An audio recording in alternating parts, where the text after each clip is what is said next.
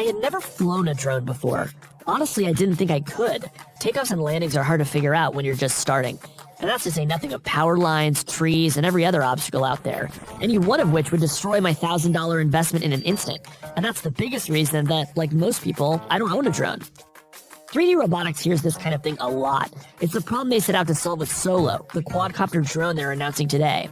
And sure enough, the software they built was smart enough to handle anything I threw at it. Even if you crash, Solo won't. Oh my god, it's still flying! Solo is a $1,000 quadcopter designed to capture Hollywood-style movie footage with just a couple taps. It takes off and lands with a button press. The battery, which takes an hour to charge, gets you about 20 minutes in the air. If you have a GoPro attached, either via the basic frame or a separately sold gimbal, you can stream live video to your phone or tablet. The video shows up on the Solo app, which is also where you set up your shots. And because Solo is the first drone to fully integrate with GoPro, you have total access to GoPro's camera controls.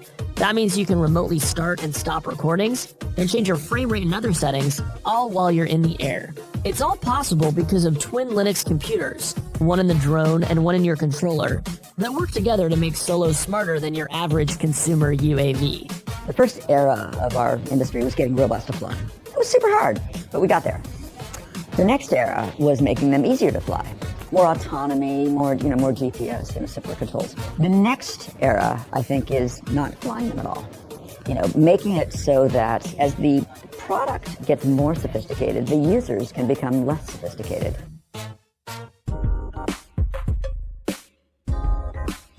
Now, when you're ready to fly... And I am ready to fly. Okay, this is also ready to fly, apparently. So I'm going to go make sure in my settings, I can go to my vehicle settings, I can check which color I want my LED lights to be in case my friend's out there flying too. I can check my performance, so it's nice and chill right now. Okay, good. What I'm going to do is, just like the screen tells me, tap and hold to spin the props. Good. Props are spinning. Press fly to take off. So I have exactly pressed 2 buttons, right? I armed, and then I press a button to take off. Almost everything about flying this drone has been automated. This is a machine that just works, independently of my mistakes. When I need an emergency brake, I just hit the pause button, forcing the drone to stop and hover while it waits for my instructions.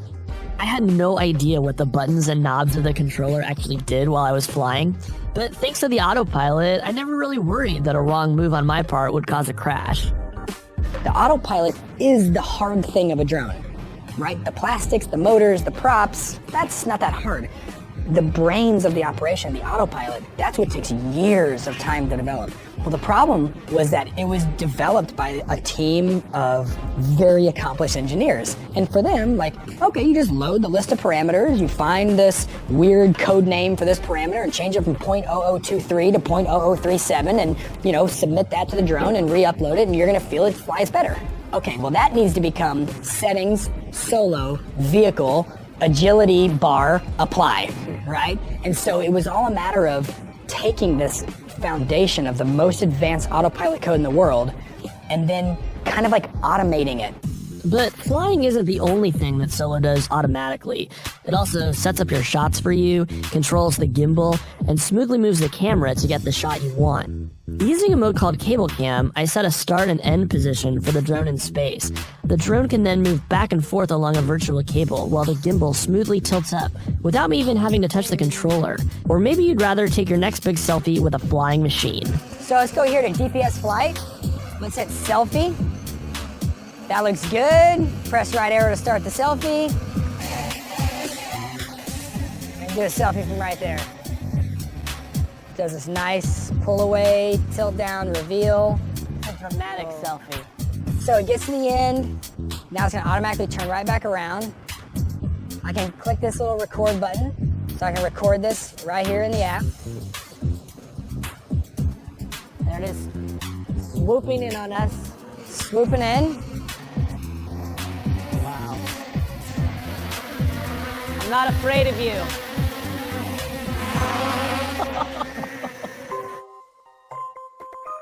We want to be part of what I think is the golden age of storytelling. And as you know, people have insatiable appetite for telling their own story. The only thing you're missing is perspective. The one thing you can't do is go beyond arm's length. Like there's a selfie stick, so you can go slightly beyond arm's length. But basically, we've been telling our own story within the limits of our reach. And, if Hollywood is telling your story, they'd go beyond the limits of your reach. The idea is that, rather than you being behind the camera, rather than you being the director, maybe you should be the actor. And that's really 3DR's bet that they can create the best drone platform, not just for drone pilots and filmmakers, but for anyone who wants to capture aerial footage of themselves with a GoPro. It's easy to imagine taking Solo with me on a hike, putting it in the air, letting it follow me around, and getting some cool footage of me. And the most important thing is I can just kind of forget it's up there. I can focus on my feet so I wouldn't trip like I did earlier in the day. Competition in the drone market is getting more intense. DJI just announced the Phantom 3, the latest in a line of products that has defined what a drone looks like in the popular imagination.